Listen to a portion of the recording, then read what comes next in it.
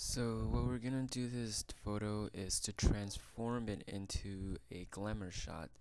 The first thing you need to do is duplicate the layer by dragging the layer to a new layer icon so that you can compare the final photo to your work. Next, I'm going to use the clone tool to erase out all the imperfection on the photo.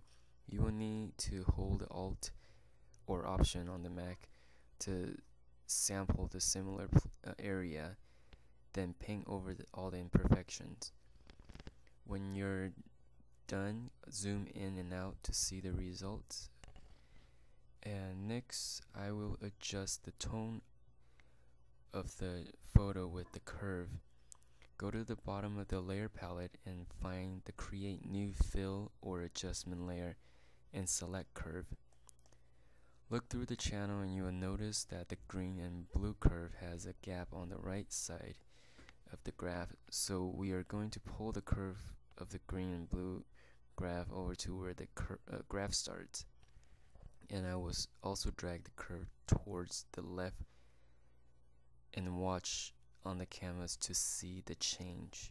Stop when you're happy with the results. Next, I'm going to correct the color with color balance. So again, go to the bottom where it says create new fill and adjustment layer and select color balance. I'm going to add some pink to the midtone, some purple to the shadow, and some cyan to the highlights. Play around with the setting until you're happy with the results. Now I'm going to unlock the original layer by double clicking and click OK on the dialog box. Now you can drag it around this layer. So drag it to the very top and then click on the visibility icon on the left side and turn it on and off to see the before and after of what we've done so far. Okay, so now turn off the original layer so we can start working again. Next, I'm gonna make the photo a little bit softer and darker. So to do that, select the entire canvas by pressing Control Command A. This will select everything, and then go to Edit, Copy, Merge, and then paste it. Go to the filter and Gaussian blur it at 5 pixel and change the blending mode to multiply so the dark gets darker, but then you'll notice it's probably getting a little bit too dark, so you can lower the opacity down a little until you're happy with the shade. I'm gonna drag it down to about 25%, and then you can turn the visibility on and off to see the before and after of this new layer. Now we're gonna make the background glow. Select the background with a magic wand tool, and then after you're done selecting it, create a blank layer and fill it with white. Go to filter and Gaussian blur it at 10 pixel and lower the opacity down to 70% so you can see some of the original background. So the next step is to add some vignette effect. Go to create new fill and adjustment layer and select hue and saturation. Make the whole photo look darker and more saturated.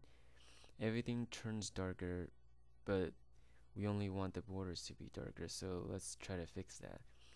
You can see that there's a mask icon on the layer, and right now it's pure white. That means everything is being affected, but what we want to do is to affect only the border. So what we can do is paint the mask area on the face black so that nothing on this area will be affected by the hue and saturation. So grab a brush and make sure the color is black, and make sure your mask icon is selected, and start painting right on the canvas. And you notice when you paint it, the hue and saturate effect disappears. So just go ahead and paint it until you get the effect that you want. Next, we're gonna add some glow to the jewelries.